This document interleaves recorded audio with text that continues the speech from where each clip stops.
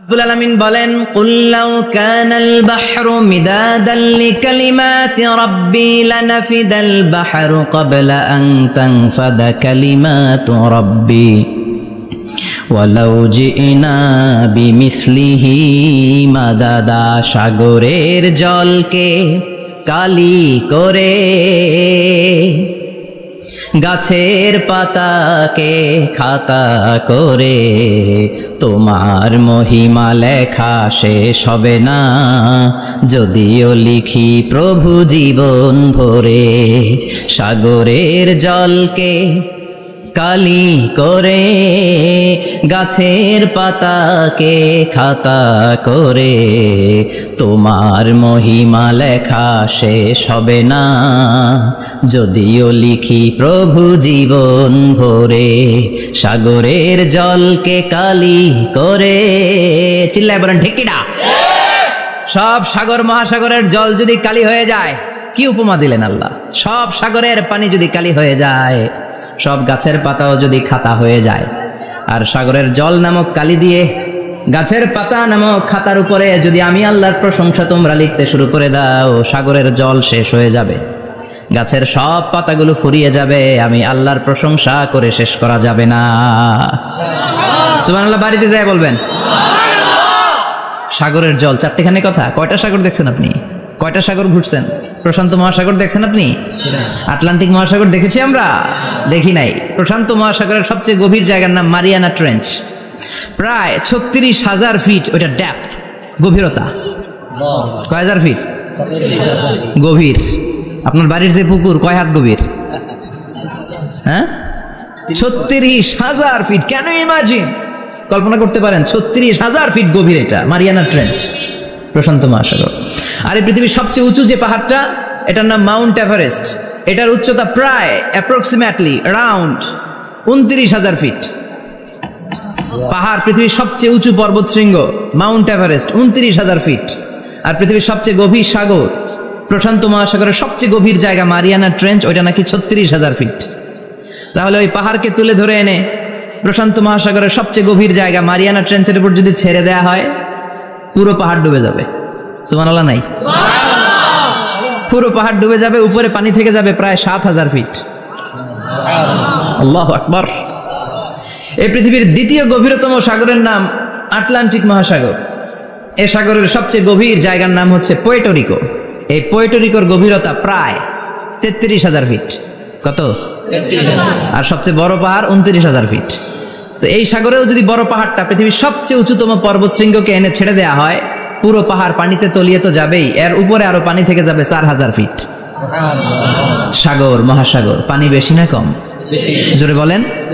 কি বিশাল আটলান্টিক মহাসাগর! লম্বায় তো অনেক বড়, আড়াআড়ি ভাবে এটারে ক্রস করে অনেক প্লেন, অনেক বিমান। আগে কনকর্ড ক্রস করতো হিথ্রো এয়ারপোর্ট থেকে জন এফ কেনেডি এয়ারপোর্টে ল্যান্ড করার জন্য।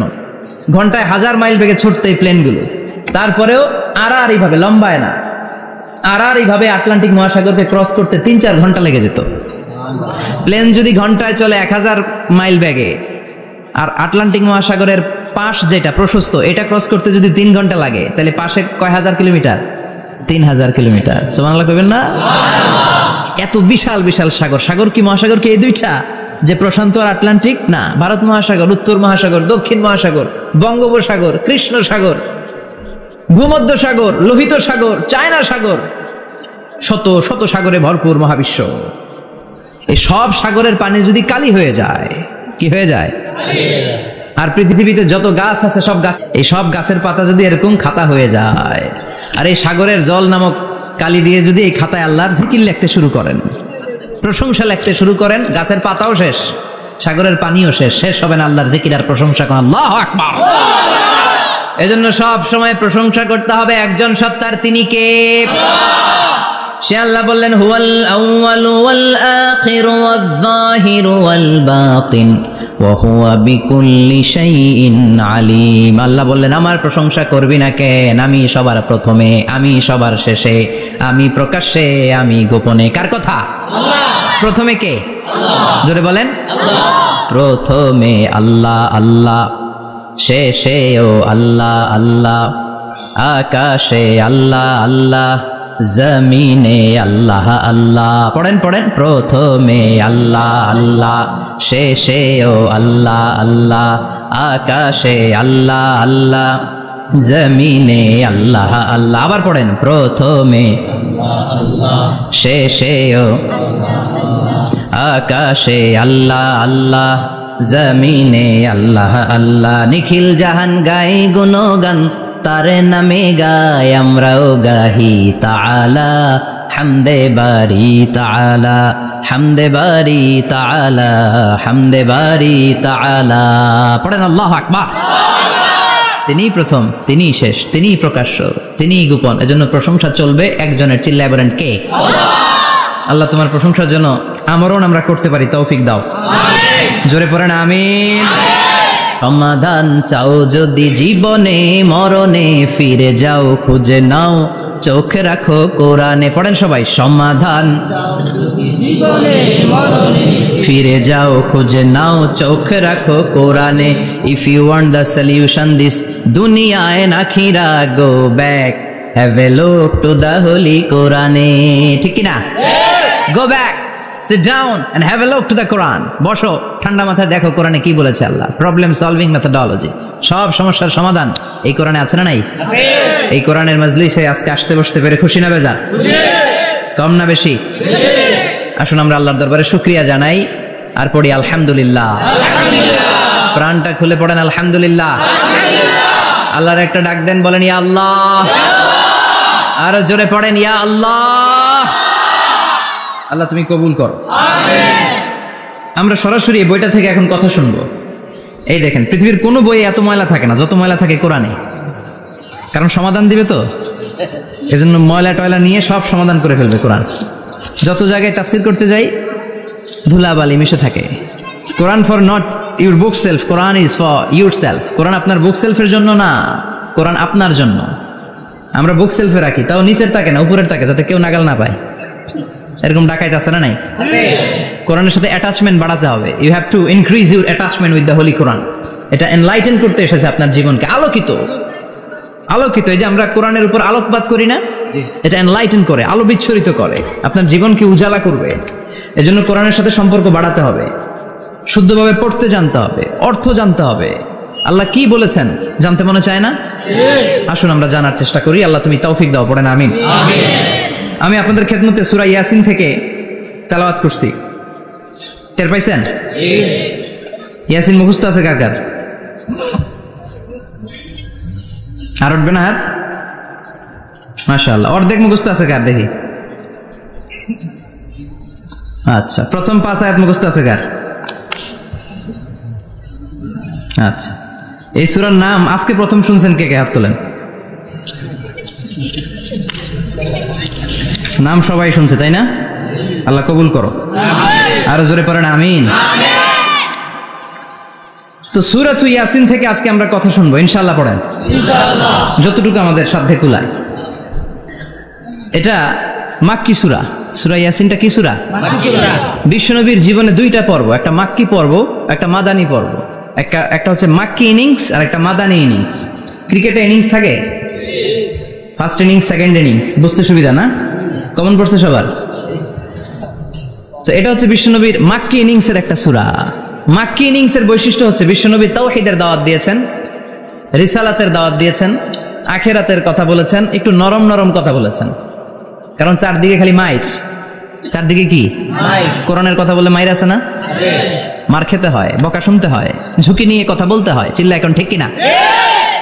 বিশ্বনবীরে বলা হলো এগুলো ছেড়ে দেন, এগুলো ছেড়ে দেন। সুন্দরী নারী দেব, টাকার পাহাড় দেব, ক্ষমতার চেয়ারে বসিয়ে দেব, সব দিব। এই হচ্ছে আমাদের 3 দফা। নারী দিব, সম্পদ দিব, ক্ষমতা দিব। বিষ্ণু বললেন আমার খালি 1 দফা। আমার কয় দফা? 1 দফা।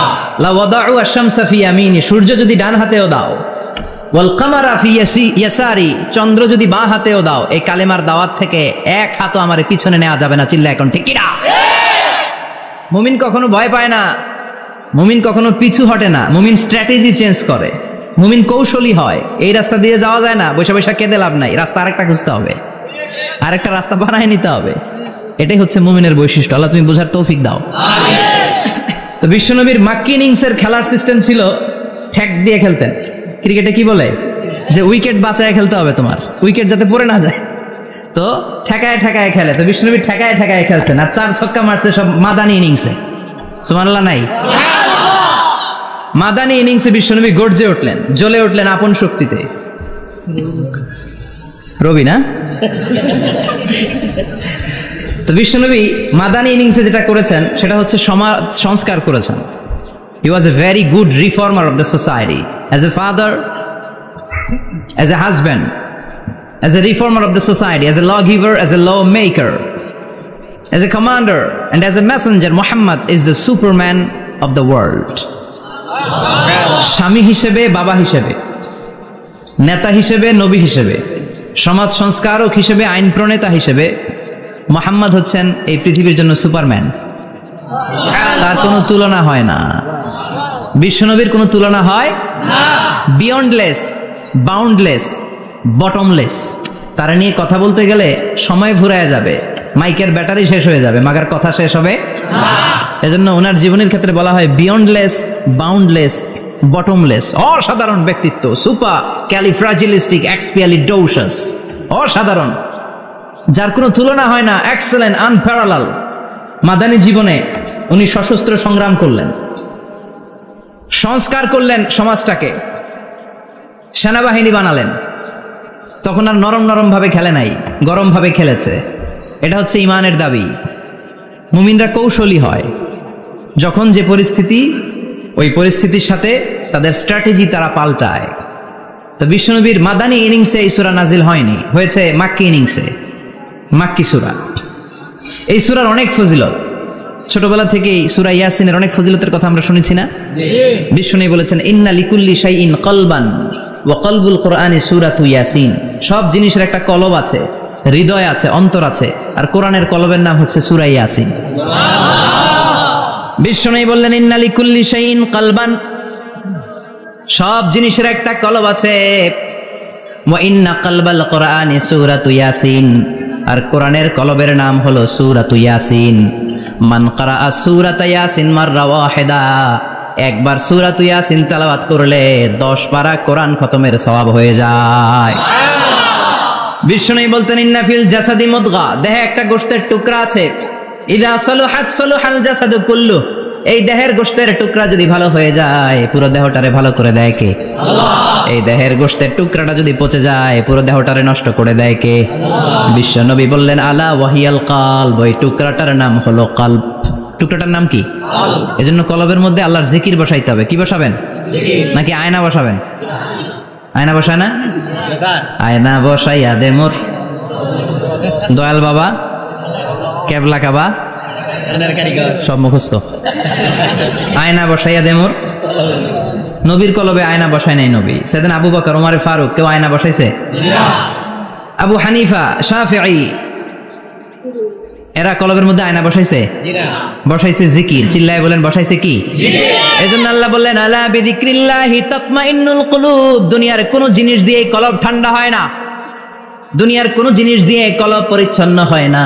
কলব শুধু পরিচ্ছন্ন হয় একটা জিনিস দিয়ে, লা ইলাহা ইল্লাল্লাহ, লা ইলাহা ইল্লাল্লাহ, লা ইলাহা ইল্লাল্লাহু মুহাম্মাদুর রাসূলুল্লাহ সাল্লাল্লাহু আলাইহি ওয়াসাল্লাম। তাহলে কোরআনের একটা কলব আছে, আমাদের দেহে যেমনি কলব আছে, প্রতিটা প্রাণীর যেমনি কলব আছে, অন্তর আছে, কোরআনেরও কলব আছে না নাই? আছে।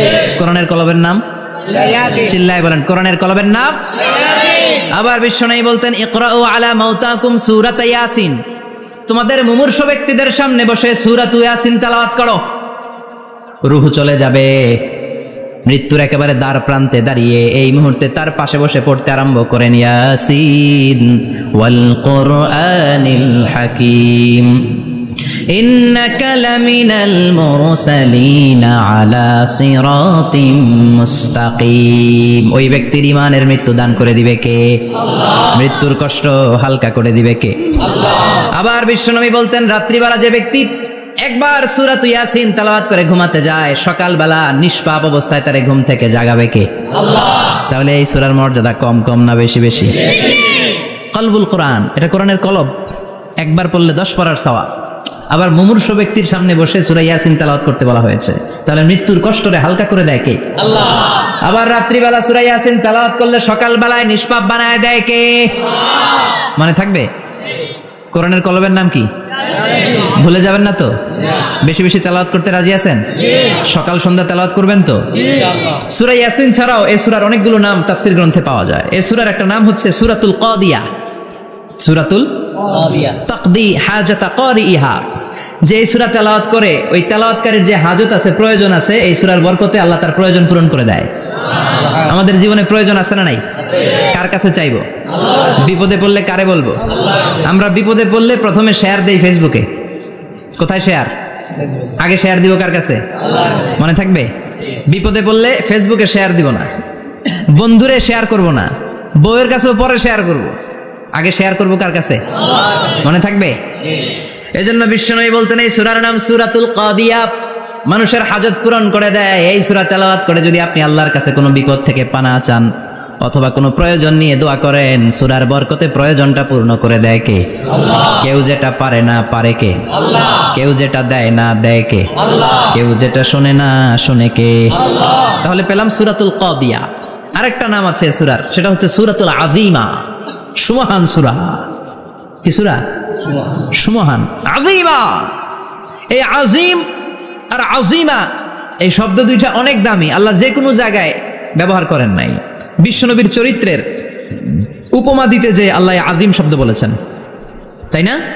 রব্বুল আলামিন বলেন ওয়া ইন্নাকা লাআলা খুলুকিন আযীম। ও নবী, সাধারণ কোন চরিত্র আপনারে আমি দেই নাই, আপনারে আমি দিয়েছি আযীম একটা চরিত্র, খুলুকুন আযীম। And verily indeed you are on a very good standard of character. অসাধারণ চরিত্র দিয়েছে। বিশ্বনবীর চরিত্র বুঝাতে যে আল্লাহ কি শব্দ ব্যবহার করেছেন? কথা বলে না, তাফসীর শিখে যেতে হবে। কোন শব্দ ব্যবহার করেছেন? আযীম।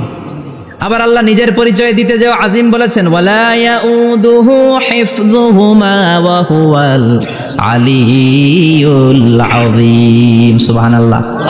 আকাশ জমিনের নিয়ন্ত্রণ করতে যে আল্লাহ কখনো ক্লান্ত হয় নাকি? কারণ তিনি হচ্ছেন আল আলিয়্যুল আযীম। আল্লাহু আকবার। তার মানে নবীর চরিত্রের ক্ষেত্রে আযীম, আল্লাহর নিজের সত্তার ক্ষেত্রে আল্লাহ বললেন আযীম। আবার বললেন কিয়ামতের দিন গোটা পৃথিবীটারে আমি নাড়িয়ে দেব, গোটা পৃথিবীতে একটা আমি ভূমিকম্প দিব। এই কথাও কোরআনে আছে না নাই? ইযা জুলজিলাতিল আরদু জিলজালাহা আল কারিয়াতু মাল কারিয়া। পুরো পৃথিবী কাঁপিয়ে দিব। এই কাঁপাকাঁপিটা ওই দিনের ভূমিকম্পটা কি অন্যান্য সময়ের ভূমিকম্পের মতো হবে? এই ভূমিকম্পকে আল্লাহ বলেছেন আযীম। ইন্না জালজালাতাস সাআতি লা শাইউন আযীম। সেদিনের ভূমিকম্প সাধারণ কোনো আর্থকোয়েক নয়, সাধারণ ভাইব্রেশন না, এটা আযীম। আবার আল্লাহ কোরআনকেও আযীম বলেছেন, ওয়ালাকাদ আতাইনাকা সাবআম মিনাল মাসানি ওয়াল কুরআনাল আযীম। ও নবী, আমি আপনারে নিত্য পাঠনীয় সপ্তবাক্য সূরাতুল ফাতিহা দিয়েছি, সাথে সাথে কোরআনে আযীম দান করেছি। সুবহানাল্লাহ। তার মানে কোরআনের ক্ষেত্রে আযীম, কিয়ামতের ভূমিকম্প এটা আযীম। আল্লাহ নিজেও আযীম, বিশ্বনবীর চরিত্র আবার এই সূরাটাও যেহেতু দামি, এজন্য এই সূরার নাম সূরাতুল আযীমা, সূরাতুল সুমহান সূরা। এটা যেন তেন সূরা নয়, এটা তো কোরআনের কলব। কলব ছাড়া মানুষ বাঁচে? হার্ট ফাউন্ডেশনে যেয়ে দেখবেন মানুষের কি অবস্থা। হৃদরোগ, হৃদয় যার নষ্ট, তার যে কত কষ্ট। এই যে কি পরানো লাগে এখন? রিং পরায়, এনজিওগ্রাম, এনজিওপ্লাস্টি করে আর্টারি ব্লক করে ফেলে। চর্বি, এত চর্বি আমরা খাই, এত গরুর গোশত আমরা খাই। মনে রাখবেন, যেই প্রাণীর পা বেশি ওইটার ভিতরে কোলেস্টেরল বেশি। মাছের কয় পা? হ্যাঁ, নাই, এখানে নাই, মাছের পাটা নাই, কোলেস্টেরল নাই। মুরগির কয় পা? জোরে বলতে হবে। তার মানে কিছু কোলেস্টেরল আছে না নাই? গরুর কয় পা? কোলেস্টেরল বেশি না কম? এইবার কোন চিংড়ির কয় পা? সবচেয়ে বেশি কোলেস্টেরল কন্টেইন করে শ্রিম্প, প্রন, চিংড়ি। এজন্য এগুলো কম খাইতে হবে। তবে 40-এর আগে যারা আছেন ধুমায়া খান, 40-এর পরে এই যে মাটন, ল্যাম্প, ছাগলের গোশ, খাসির গোশ, চিংড়ি, এগুলো আপনার ডায়েট থেকে বাদ দিয়ে দিতে হবে। বুঝতে পেরেছেন? এজন্য এই সূরাটা যেন তেন সূরা নয়, এটা তো কোরআনের কলিজা, হার্ট, হৃদয়। এজন্য সূরাটা সূরাতুল আযীমা। সুবহানাল্লাহ পড়েন। তার মানে 1 নম্বরে পেলাম সূরাতুল কাদিয়া, 2 নম্বরে পেলাম সূরাতুল আযীমা, 3 নম্বরে সূরার আরেক নাম হলো সূরাতুল মুইম্মা। সূরাতুল মুইম্মা। মুইম্মার দুই অর্থ, এক অর্থ হচ্ছে এটার বরকতটা আম, সবার জন্য, যেই পড়ে সেই বরকত পায়, এজন্য মুইম্মা। আবার মুইম্মার আরেক অর্থ হচ্ছে যেই সূরা শত্রুকে অন্ধ করে দেয়। কি করে দেয়? এই সূরার প্রথম 9টা আয়াত যদি বিপদে পড়ে, শত্রুর কবলে পড়ে আপনি তেলাওয়াত করেন, শত্রুর চোখটারে অন্ধ করে দিবে কে? আল্লাহ। বিশ্বনবী মক্কা থেকে যখন মদিনায় যায়, হিজরতের সময় বিশ্বনবী সূরাতুল ইয়াসিনের প্রথম 9টা আয়াত তেলাওয়াত করলেন। তেলাওয়াত করে আল্লাহর নাম নিয়ে ঘর থেকে বের হলেন। আশেপাশে কাফেররা ঘুরে কিন্তু বিশ্বনবীরে দেখে না, সবাই খেলে এরকম এরকম করে, ডানে বায়ে হাতায় বিশ্বনবীর সামনে দিয়ে যায়, কিন্তু কাফেরদের চোখ অন্ধ করে দিয়েছে কে? আল্লাহ। এজন্য কোরআন তেলাওয়াত করলে কাফেরদের চোখকে অন্ধ বানায় দেয় কে? আল্লাহ। এজন্য সূরার একটা নাম হচ্ছে সূরাতুল মুইম্মা। কি নাম? মুইম্মা। অন্ধ করে দেয়। তাফসিরে কুরতুবির মুসান্নিফ ইমাম আল কুরতুবী, উনাকে জালিম বাদশা বন্দী করেছিল। ওনার তাফসিরে এসেছে উনি শক্তিশালী লোক ছিলেন, জেলখানা ভেঙে বাঁচার জন্য দিছে দৌড়। উনারেও ধরার জন্য জালিম বাদশার সৈনিকেরা ঘোড়া নিয়ে রওনা হয়েছে। উনিও দৌড়ায়, ঘোড়াও পেছন থেকে আসে। ওমিয়া মানুষ কি ঘোড়ার দৌড়ের সাথে পারে? উনি হাঁটতে হাঁটতে হয়রান হয়ে এক বালুর ময়দানে যেয়ে ধপাস করে পড়েছেন। ওরাও ঘোড়া দিয়ে এসে নেমেছে, কিন্তু আজীব তামাশা, উনি বালুতে ধপাস করে পড়েই সূরাতুল ইয়াসিনের প্রথম 9 আয়াত তেলাওয়াত করতে শুরু করেছেন। ওরা নিচে নেমে ডানে বায়ে সামনে পিছনে খালি খুঁজে, কিন্তু দেখে না, সামনে কিন্তু বসা। ওদের চোখটার অন্ধ করে দিছে কে? আল্লাহ। বিশ্বাস হয়? ঈমান হয়? এজন্য বিপদে পড়লে সূরাতুল ইয়াসিনের প্রথম 9 আয়াত পড়তে রাজি আছেন? আল্লাহ তুমি তৌফিক দাও। আর জোরে পড়েন আমিন। এজন্য আল্লাহ চমৎকার ভাবে এই সূরাটা শুরু করে দিলেন। 2টা কাটা অক্ষর দিয়ে আল্লাহ বললেন ইয়াসিন ওয়াল কুরআনিল হাকীম ইন্নাকা লামিনাল মুরসালিন আলা সিরাতিম মুস্তাকিম। পড়েন সুবহানাল্লাহ। ইয়াসিন। সূরাটা শুরু করলেন কি দিয়ে? ইয়াসিন। এটা কি কোনো বাক্য? এটা কি কোনো শব্দ? এটা কি অক্ষর? 2টা। প্রথম অক্ষরের নাম ইয়া, দ্বিতীয়টা সিন। আওয়াজ করে বলেন, প্রথম অক্ষরটার নাম ইয়া, দ্বিতীয়টা সিন। খুব চমৎকার না? বাক্য দিয়ে এই সূরাটা শুরু করে নাই। যেমন ইযা জুলজিলাতিল আরদু জিলজালাহা, এই সূরার প্রথম আয়াত, এটা একটা বাক্য না? জি। আচ্ছা। ওয়াদ-দুহা ওয়াল-লাইলি ইযা সাজা, বাক্য না? জি। কিন্তু ইয়াসিন এটা কি কোনো বাক্য? না। এটা কি কোনো শব্দ? না, এটা কাটা 2টা অক্ষর। সুবহানাল্লাহ পড়েন। সুবহানাল্লাহ। আল্লাহ 114টা সূরার প্রায় 29টা সূরা এরকম কাটা কাটা অক্ষর দিয়ে শুরু করেছেন। সুবহানাল্লাহ। সুবহানাল্লাহ নাই? সুবহানাল্লাহ। এই 29টা সূরা কখনো আল্লাহ একটা অক্ষর দিয়ে শুরু করেছেন, কখনো 2টা অক্ষর দিয়ে, কখনো 3টা দিয়ে, কখনো 4টা দিয়ে, কখনো 5টা দিয়ে। একটা অক্ষর দিয়ে আল্লাহ কোরআনের সূরা শুরু করেছেন। এরকম একটা সূরা বলেন। নুন ওয়াল কলামি ওয়া মা ইয়াসতুরুন। নুন, নুন দিয়ে সূরা শুরু হয়ে গেছে। তারপরে কফ, এক অক্ষর দিয়ে সূরা শুরু হয়ে গেছে। সুবহানাল্লাহ পড়েন। সুবহানাল্লাহ। এবার বলেন 2 অক্ষর দিয়ে সূরা শুরু হয়েছে এরকম সূরা বলেন। আমিন। এত দূরে যান কেন? এটা আছে না নাই? আছে। ইয়াসিন। ইয়াসিন। সুবহানাল্লাহ পড়েন। ইয়াসিন 2 অক্ষর দিয়ে। তারপরে হামিম। এবার 3 অক্ষর দিয়ে আল্লাহ সূরা শুরু করছেন এরকম। আলিফ লাম মিম তা সিন মিম। আল্লাহু আকবার। আবার 4টা অক্ষর দিয়ে সূরা শুরু হয়েছে এরকম আছে না নাই? আবেশার কোন? আলিফ লাম মিম র, আলিফ লাম মিম সাদ আছে না নাই? আবার 5টা কাটা অক্ষর দিয়ে সূরা শুরু হয়েছে এরকম সূরাও আছে না নাই? সূরা মারিয়ামের শুরুতে কি আছে? কাফ হা ইয়া আইন সাদ। সুবহানাল্লাহ পড়েন। এরকম প্রায় 29টা সূরা আল্লাহ কাটা কাটা অক্ষর দিয়ে শুরু করেছেন, কোনো বাক্য দিয়ে নয়, কোনো শব্দ দিয়ে নয়। কি দিয়ে? হারফ দিয়ে। হারফ, এই হারফগুলোরে বলে হুরুফ আত-তাহাজ্জি বা হুরুফ আল-মুকাত্তাআত, কাটা কাটা অক্ষর। মনে রাখবেন কোরআনের আয়াতগুলো 2 ভাগে বিভক্ত, একটা মুহকাম, একটা মুতাশাবিহ। মুহকাম মানে যেগুলোর অর্থ আমরা জানি, যেগুলোর ব্যাখ্যা আমরা জানি, যেটা ইন্টারপ্রিটেশন এক্সপ্লেনেশন আমাদের জানা আছে। আর মুতাশাবিহ আমরা অর্থ জানি না, আমরা ব্যাখ্যা জানি না, এটা দিয়ে আসলে কি বুঝাইছে আমরা কেউ জানে না। জানে একজন, চিল্লায় বলেন তিনি কে? আল্লাহ বলেন ওয়া ইন কুনতুম ফি রাইবিম মিম্মা নাযালনা আলা আবদিনা ফাআতু বিসূরাতিন মিন মিসলিহি ওয়াদউ শুহাদাআকুম মিন দুনিল্লাহি ইন কুনতুম সাদিকিন। আল্লাহ বললেন ও জাহেলি যুগের লোকেরা, শোনো শোনো, এত আরবি কবিতা বানাতে পারো, এত গল্প লিখতে পারো, আরবিতে এত নোবেল বানাতে পারো, উপন্যাস বানাতে পারো, আর্টিকেল লিখতে পারো, আমার নবীর উপর যে কোরআন আমি নাজিল করেছি, এই কোরআনের ব্যাপারে অন্তরে যদি কোনো সন্দেহ থাকে, বাপের বেটা হলে পারলে কোরআনের মতো একটা সূরা বানিয়ে নিয়ে আসো। পারছে? কিয়ামত পর্যন্ত কেউ পারবে?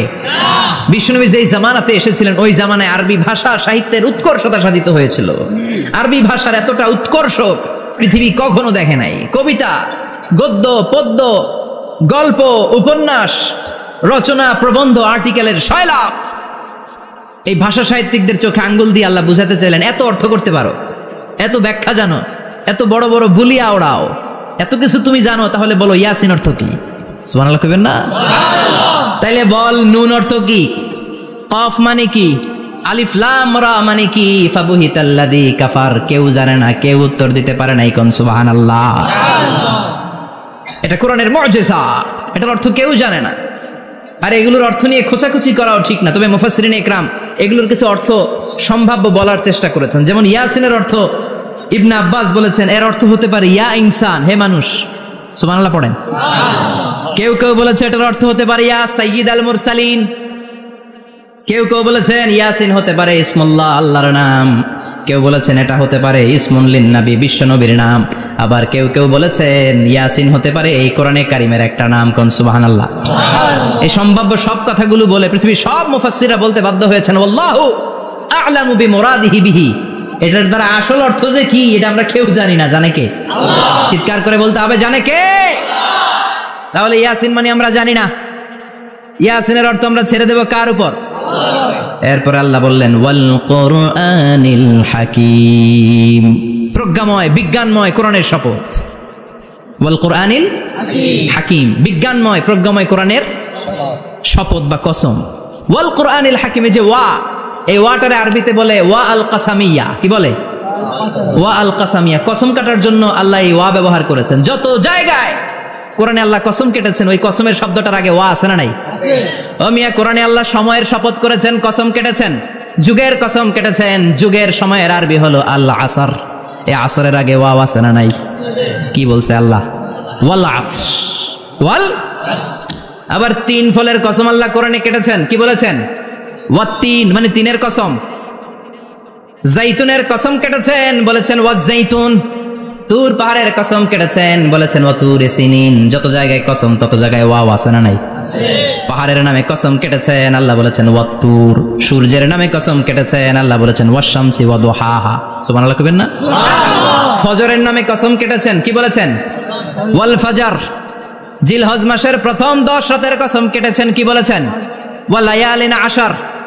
জোর আর বেজরের কসম কেটেছেন, আল্লাহ বলেছেন ওয়াশ-শাফঈ ওয়াল ওয়াতর। সূরা ইয়াসিনে কাটা কাটা 2টা অক্ষরের পরে রব্বুল আলামিন কোরআনের কসম কেটেছেন। এজন্য আল্লাহ বলেছেন ইয়াসিন ওয়াল কোরআনিল হাকিম। ইয়াসিন ওয়াল কোরআনিল হাকিম, প্রজ্ঞাময়, বিজ্ঞানময় কোরআনের শপথ। কোরআনের মধ্যে বিজ্ঞান আছে না নাই? বেশি না কম? বিশ্বাস হয় না? নাস্তিকদের কথা বিশ্বাস হয়? নাস্তিকরা বলে কোরআনের মধ্যে বিজ্ঞান নাই, কোরআনের মধ্যে সায়েন্স নাই, কোরআনের ভেতরে টেকনোলজি নাই। কিন্তু কোরআন বলে এমন কিছু নাই, মানুষের প্রয়োজনীয় এমন কিছু নাই যেটা আমার ভিতরে নাই। আল্লাহু আকবার। আল্লাহ বললেন মা ফাররাতনা ফিল কিতাবি মিন শাই, কিতাবের মধ্যে আমি কিছু বাদ রেখে দেই নাই। ইতিহাসের কথা বলেছি, পাতালপুরীর কথা বলেছি, ঊর্ধ্ব জগতের কথা বলেছি, মহাকাশের কথা বলেছি, cosmology, astrology, geology, zoology, botany, human anatomy, embryology, সব কিছুর কথা কোরআনের মধ্যে দিয়েছে কে? আল্লাহ। কোরআনের ভেতরে মানুষের কথা আছে না নাই? আছে। কোরআনের মধ্যে গাভীর কথা আছে না নাই? আছে। গাভীর কথাও আছে? আছে। কই আছে? হ্যাঁ, সূরাতুল বাকারা, গাভীর সূরা। সুবহানাল্লাহ কইবেন না? সুবহানাল্লাহ। মানুষের কথা আছে সূরাতুল ইনসান, জিনদের কথা আছে সূরাতুল জিন, মাকড়সার কথা আছে সূরাতুল আনকাবুত, মৌমাছির কথা আছে সূরাতুন নাহাল। মৌমাছির কথা বলেছেন, দুধের কথা বলেছেন, প্রাণীর কথা বলেছেন, খাদ্যের কথা বলেছেন, মানুষের দেহ বৈশিষ্ট্যের কথাও বলেছেন। চিৎকার করে পড়েন আল্লাহু আকবার। আল্লাহ বললেন ওয়া আওহা রাব্বুকা ইলান নাহলি আনিত্তাখিযি মিনাল জিবালি বুয়ুতাও ওয়া মিনাশ শাজারি ওয়া মিম্মা ইয়ারিশুন। সুবহানাল্লাহ পড়েন। ওয়া আওহা রাব্বুকা ইলান নাহল, আল্লাহ মৌমাছির কাছে সিক্রেট মেসেজ পাঠিয়েছেন। সুবহানাল্লাহ পড়েন। ওহীকে আরবিতে বলে সিক্রেট মেসেজ। আল্লাহ মৌমাছিকে ওহী করেছেন। কি করেছে? দেখেন, ওয়াল কোরআনিল হাকিম, আল্লাহ যে বললেন শেষ হবে না এই কথা। ওয়াল কোরআনিল হাকিম, বিজ্ঞানময় কোরআনের শপথ, প্রজ্ঞাময় কোরআনের শপথ। বিশ্বনবী বলেন লা তুহসা আজাইবুহু, কোরআনের আশ্চর্যান্বিতার কোনো শেষ নাই। ওয়ালা তাবলা গারাইবুহু, কোরআন কোনোদিন কারো কাছে পুরাতন মনে হয় না। ফিহি মাসাবিহুল হুদা, কোরআনের মধ্যে আছে হেদায়েতের মশাল। ওয়া মানারুল হিকমা, কোরআন হলো বিজ্ঞানের সুউচ্চ মিনার। লা তুহসা আজাইবুহু, কোরআনের আশ্চর্যান্বিতার শেষ নাই। যতই পড়বেন আপনি আশ্চর্য হয়ে যাবেন, যতই স্টাডি করবেন, যতই অধ্যয়ন করবেন, আপনার চোখকে খুলে দিবে কে? আল্লাহ। ওয়ালা তাবলা গারাইবুহু, কোরআন কখনো পুরাতন হয় না। পুরান হয় নাকি? যার বয়স 50 বছর ধরে নামাজি মানুষ, প্রতি নামাজের প্রত্যেক রাকাতে কোন সূরা পড়া লাগে? তো 50 বছর যদি কেউ নামাজি হয়, তাহলে কত লক্ষবার উনি সূরা ফাতিহা পড়ছে উনি নিজে জানে? তারপরেও কোনোদিন কি মনে হয়েছে সূরা ফাতিহাটা একটু পুরান পুরান লাগে? আজকে কুল হল্লা দিয়ে শুরু করুন, কথা বলেন। পুরান লাগছে কোনোদিন? এত পড়ছি এটা, আজকে আর এটা না, আজকে আর একটা, এরকম মনে হয়? বলা চাপলা গারাইবহু, পুরান লাগে না। প্রতিদিন নতুন, প্রতিনিয়তই নতুন, অলওয়েজ নিউ, সব সময় নতুন। এজন্য বিশ্বনবী বললেন লা তুহসা আজাইবুহু, কোরআনের আশ্চর্যান্বিতার শেষ নাই। ওয়ালা তাবলা গারাইবুহু, কোরআন কখনো পুরাতন হয় না। ফিহি মাসাবিহুল হুদা, কোরআনের মধ্যে আছে হেদায়েতের মশাল। ওয়া মানারুল হিকমা, কোরআন হলো বিজ্ঞানের সুউচ্চ মিনার। সুবহানাল্লাহ। আল্লাহ বললেন ওয়া আওহা রাব্বুকা ইলান নাহাল, আমি মৌমাছির কাছে মেসেজ দিলাম, সিক্রেট মেসেজ। আনিত্তাখিদি মিনাল জিবালি বুয়ুতা, তোমরা পাহাড়ের মধ্যে তোমাদের বাড়ি বানাও, মৌচাক বানাও। অমিনা সাজার, গাছের মগ ডালে, বড় বড় ডালে তোমরা বাসা বানাও। ওয়ামিম্মা ইয়ারিশুন, উঁচু উঁচু জায়গায় মৌচাক বানাও, যাতে করে গ্রামের ছোট্ট ছেলেরা ঢিল মারতে না পারে। কোন সুবহানাল্লাহ। মৌমাছির আল্লাহ শিখাই দিছে। নিচু জায়গায় কোনোদিন মৌমাছির বাসা দেখবেন? নিচু জায়গায় সহজে নাগাল পাওয়া যায়, ধরা যায়। কথা কন। ডাল বেয়ে মগ ডালে ওঠা লাগে মধু খাইতে চাইলে। চিল্লায় বলেন ঠিক কিনা? আল্লাহ সিক্রেট মেসেজ দিলেন আর বললেন আনিত্তাখিদি। আলেম যারা আছেন বলেন তো, ইত্তাখিদি এটা কি মুজাক্কারের সিগা না মুয়ান্নাসের সিগা? কথা কইতে হবে, কেউ নাই এটার উত্তর দেওয়ার মতো। মুয়ান্নাস, মাশাআল্লাহ, এটা স্ত্রীবাচক শব্দ। আল্লাহ মৌমাছিকে যে মেসেজ করছে পুরুষ মৌমাছিরে কয় নাই, এটা নারী মৌমাছিরে কইছে। চিল্লায় এখন সুবহানাল্লাহ। এখন গবেষণা করে দেখা গিয়েছে, কার্ল ভন ফ্রিচ, একজন অস্ট্রিয়ান বিজ্ঞানী, উনি এটা নিয়ে গবেষণা করে 73 সালে 1973-তে নোবেল পেয়ে গেছে। এই আয়াতের উপর গবেষণা করে আল্লাহ কেমন করে সিক্রেট মেসেজ দিয়েছেন, কেমন করে মৌমাছি মৌচাকের বাসা বাঁধে, কেমন করে মধু আহরিত হয়, এটার উপর গবেষণা করে উনি একটা বই লিখেছেন, দ্য ডান্সিং বিজ। নেচে যাওয়া মৌমাছিগুলো, নাচতে নাচতে যেতে থাকা মৌমাছিগুলোর উপর একটা বই লিখে, দ্য ডান্সিং বিজ লিখে উনি নোবেল প্রাইজ পেয়েছেন এই মধুর উপরে। চিল্লায় পড়েন আল্লাহু আকবার। এখন কোরআনের আয়াত থেকে বোঝা গেল আনিত্তাখিদি মিনাল জিবালি বুয়ুতা, আল্লাহ নারী মৌমাছিকে বলেছেন মৌচাক বানাও, তোমাদের মধু রাখার জন্য বাসা বানাও। কার্ল ভন ফ্রিচ গবেষণা করে পেয়েছে মৌচাকের বাসা বানানো হয়, মধু আহরণ করা হয়, যেই মৌমাছিটা নেতৃত্ব দেয় এটা পুরুষ মৌমাছি নয়, এটা হলো মহিলা মৌমাছি। কোন সুবহানাল্লাহ। পুরো মৌচাকের মধ্যে মধু আহরণ, মধু নেওয়া, পুরো প্রসিডিউরটা সারার জন্য কোনো পুরুষ মৌমাছি লিডিং দেয় না, লিডিং দেয় একটা নারী মৌমাছি, স্ত্রী মৌমাছি। এজন্য ইত্তাখিদ, ম্যাসকুলিন জেন্ডার ইউজ না করে আল্লাহ বলেছেন ইত্তাখিদি। নারী মৌমাছিকে আল্লাহ অ্যাড্রেস করে বলেছেন যাও মৌচাক বানাও আর এটার মধ্যে মধু আহরণ করো। চিল্লায় পড়েন আল্লাহু আকবার। আল্লাহ বললেন ইত্তাখিদি মিনাল জিবালি বুয়ুতা, পাহাড়ের মধ্যে ঘর বানাও, মিনাস সাজার, গাছের বড় ডালের মধ্যে ঘর বানাও, ওয়া মিম্মা ইয়ারিশুন, উঁচু উঁচু জায়গায় ঘর বানাও। উনি গবেষণা পেয়েছেন এই মধুর মধ্যে অসাধারণ কিছু ন্যাচারাল অ্যান্টিসেপটিক আছে। কি আছে? Natural antiseptic. এটার নাম হচ্ছে প্রপিলিস। প্রপিলিস নামে একটা লিকুইড পাওয়া যায় মৌচাকের মধ্যে। এটা কাটা জায়গায় লাগা দিলে স্যাভলন, ডেটল কিছু লাগানো লাগবে না। ওই প্রপিলিসের কারণে আপনার কাটা জায়গা এমনি শুকিয়ে যাবে। সুবহানাল্লাহ পড়েন। দ্বিতীয় বিশ্বযুদ্ধে রাশিয়ান যত সৈনিকরা যুদ্ধে আহত হতো, ওরা আলাদা করে অ্যান্টিসেপটিক খাইতো না, ওরা মধু আইনা লাগাই দিত আর সুস্থ হয়ে যেত। সুবহানাল্লাহ পড়েন। নিউজিল্যান্ডের কিছু বিজ্ঞানীরা আবিষ্কার করেছে মৌমাছির হুলের ভিতরে রেমেটিক ফিভারের অ্যান্টিবায়োটিক আছে। অনেকের বাত জ্বর হয়, বাতের ব্যথা থাকে না? থাকে, মুরব্বীদের বেশি হয়। ওই জায়গার মধ্যে যদি আপনি মৌমাছি এনে ঢুকাই দিতে পারেন, মৌমাছির হুল লাগাই দিতে পারেন, ভালো হয়ে যাবে। মৌমাছি যখন হুল ফুটে আরাম লাগে না অনেক? খাইছেন? কামড় খাইছেন? হ্যাঁ, মজা লাগে। তো নিউজিল্যান্ডের এই গবেষকরা এরা আবিষ্কার করেছে যে মৌমাছি যদি হুল ফুটিয়ে দেয়, ওইখানে বাতের ব্যথা থাকলে, বেদনা থাকলে এটা ভালো হয়ে যাবে। আমি নিজে দেখেছি, বিবিসি একটা ডকুমেন্টারি, ইজিপশিয়ান একজন ফিজিশিয়ান, চিকিৎসক, উনি ওনার বাতের ব্যথায় আক্রান্ত যত রুগীরা আছে ওদের গায়ের মধ্যে মৌমাছি এনে এনে নিজে নিজে হুল ফুটায়। রুগী চিৎকার মারে, ও মাগো, ও আল্লাহ গো, কিন্তু একদিন পরে ব্যথা নাই, আর কয় ভালো হয়ে গেছি। সুবহানাল্লাহ কবেন না? তো এজন্য এই কার্ল বন ফ্রিজ 1973-তে দ্য ডান্সিং বিজ লেখে গোটা বিশ্বকে তাক লাগিয়ে দিয়েছে। তার গবেষণার প্রতিটি পয়েন্ট কোরআনের আয়াতের সাথে মিলে যায়। চিৎকার করে পড়েন আল্লাহু আকবার। এই যে আমরা মধু খাই, এই মৌচাকের ভেতরে অন এন অ্যাভারেজ অ্যারাউন্ড 60,000 মৌমাছি থাকে। 3 ভাগে, একটা হচ্ছে কুইন বি, একটা মেল বি, আর একটা হচ্ছে ওয়ার্কার বি। একটা থাকে রানী মৌমাছি, এর নেতৃত্বে সবাই চলে। আর একটা থাকে মেল বি, পুরুষ মৌমাছি, বংশ বাড়ানোর জন্য এদের কাজে লাগে। আর সব হচ্ছে ওয়ার্কার বি, সবাই কাজ করে। আল্লাহ বললেন সুম্মা খুলি মিন কুল্লি সামারাত ফাসলুকি সুবুলা রাব্বিকি যুলুলা। আল্লাহ সিক্রেট মেসেজ দিয়ে বললেন, গাছের উপরে বাসাবাদ, পাহাড়ের উপরে মৌচাকের বাসাবাদ, উঁচু উঁচু জায়গায় তোমরা তোমাদের বাসা বাঁধো। সুম্মা কুলি মিন কুল্লি সামারাত, এরপর এলাকার যত মিষ্টি মিষ্টি ফুল আছে, ফল আছে, ওখান থেকে রস নিয়ে আসো। সুবহানাল্লাহ। পুষ্প রস সংগ্রহ করে মধুগুলো, এটার বলে sweet nectar. They collect the sweet nectar from the flowers. এবং মধুর মধ্যে এত চমৎকার জিনিস থাকার কারণ হচ্ছে মৌমাছিগুলো ওই এলাকার সব ধরনের ফুল, ভালো ভালো সুগন্ধযুক্ত ফুল ফল থেকে রস নিয়ে আসে। তো ওই গাছগুলোর মধ্যে বনাজি গাছ আছে না নাই? ঔষধি গাছ আছে না নাই? এজন্য মধুরে বলা হয় সব রোগের ঔষধ।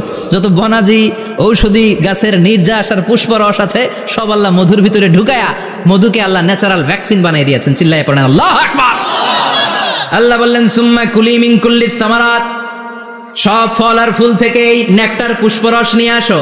ফাসলুকি সুবুলা রাব্বিকি যুলুলা, যেমন যেমন গিয়েছিলা পথ চিনায় আবার ফিরে আসো। ইয়াখরুজু মিন বুতুনিহা শারাব, এরপর তাদের পেট থেকে বের হয় শারাব। মুখতালিফুন আলওয়ানু, এক একটা মধুর কালার হয়ে যায় এক এক রকম। কোন সুবহানাল্লাহ। সরষে ফুলের মধু একটু সাদা সাদা হয় না? আমি হচ্ছি মধু খাওয়ার পোক। আমি দেশে বিদেশে যেখানে গিয়েছি ফ্রেশ হানি আমি অনেক খুঁজেছি। ইয়ামানি একটা মধু পাওয়া যায়, ইয়ামানের সাওয়াহিলি এলাকায়, পাহাড়ি এলাকায়, একেবারে কুচকুচে কালো। আবার অনেক মধু আছে কিছুটা খয়েরি এবং হলুদ বর্ণের। কিন্তু সরষে ফুলের যে মধুটা, এটা অনেকটা সাদা। এই পুষ্পরস নিয়ে মৌমাছিগুলো মৌচাকের মধ্যে ঢেলে দেয় না, এগুলো খেয়ে ফেলে। প্রত্যেকটা মৌমাছির পেটের ভেতরে আল্লাহ 2টা করে স্টোমাক দিয়েছে, পাকস্থলী। সুবহানাল্লাহ পড়েন। এটাই Karl von Frisch the dancing bees বইয়ের মধ্যে লিখেছে গবেষণায়, যে 2টা পাকস্থলী। একটা পাকস্থলী দিয়ে মৌমাছি খায়, নিজে খেয়ে বাঁচে। আর একটা পাকস্থলী দিয়ে এই ফ্লাওয়ার নেক্টার, পুষ্প রস সংগ্রহ করে ওই পাকস্থলীতে রাখে। ওই পাকস্থলীর ভেতরে আল্লাহ একটা ন্যাচারাল এনজাইম দিয়েছেন। ওই এনজাইমের সাথে ওই পুষ্প রসটা মিক্সড হয়। তারপরে আরেকটা টিউব আছে, ওই টিউব দিয়ে মৌমাছি যে সে বাসার মধ্যে মৌমাছি যে সেখানে সাপ্লাই করে দিয়ে আসে, মধু ঢুকিয়ে দিয়ে আসে। চিল্লায় পড়েন সুবহানাল্লাহ।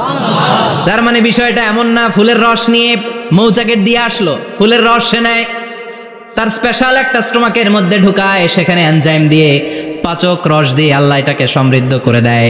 তারপর আলাদা একটা নল দিয়ে, টিউব দিয়ে মৌচাকের ভেতরে ঢুকিয়ে দেয়। কোন সুবহানাল্লাহ। কি অসাধারণ পদ্ধতিতে আল্লাহ মধু বানালেন। আর কি সুন্দর মধু হাতের মধ্যে লয়া জিব্বা দিয়া চাটে আর গান গায়, মধু হই হই বিষা বাইলা। আছে না নাই? আল্লাহ শুকরিয়া নাই? মধু খায় আর গান গায়, মধু হই হই বিষা বাইলা, অনহারণে ভালোবাসার দাম নদিলা। আছে না নাই? ডাকাই। তাই মধু খেয়ে শুকরিয়া করতে হবে কার? বসো, চিৎকার করে বলেন শুকরিয়া করতে হবে কার? আল্লাহ বললেন ইয়াখরুজু মিন বুতুনিহা, এটা মধু সরাসরি চলে আসে না, ওর পেট থেকে বের হয়। মুখতালিফুন আলওয়ানুহু, বিভিন্ন রঙের মধু আছে না নাই? ব্ল্যাক কালারের মধু হয়, হোয়াইট হানি হয়, অর্গানিক হানি হয়, ক্রিমড হানি হয়। কত ধরনের মধু যে আল্লাহ পৃথিবীতে রেখেছে তার ইয়ত্তা নাই। এরপর আল্লাহ বললেন ফিহি শিফাউন লিন্নাস, মধুর ভেতরে শিফা দিয়েছে কে? আল্লাহ। এজন্য বিশ্বনবীর খাদ্য তালিকার মধ্যে মধু আছে না নাই? বিশ্বনবী সুগন্ধযুক্ত ওলা মধু খেতেন, দুর্গন্ধযুক্ত ওলা কোনো মধু মুখে নিতেন না। সুবহানাল্লাহ। বিশ্বনবীর জামানায় মাগাফির নামে একটা মধু ছিল, দুর্গন্ধযুক্ত। এটা কখনো বিশ্বনবী মুখে নিতে চাইতেন না। সুগন্ধযুক্ত মধু সবসময় বিশ্বনবী খেতেন। বিশ্বনবীর স্ত্রীরা এই সুগন্ধিযুক্ত মধু বোতলের মধ্যে প্রিজার্ভ করে রাখতেন বিশ্বনবীকে দেওয়ার জন্য। বিশ্বনবী প্রাণ ভরে এগুলো পান করতেন। সুবহানাল্লাহ। বিশ্বনবী যে সমস্ত খাদ্যগুলো পছন্দ করতেন হাদিসে এসেছে, বিশ্বনবী রুটি খেতেন, খেজুর খেতেন। খেজুর, খেজুর চিনেন?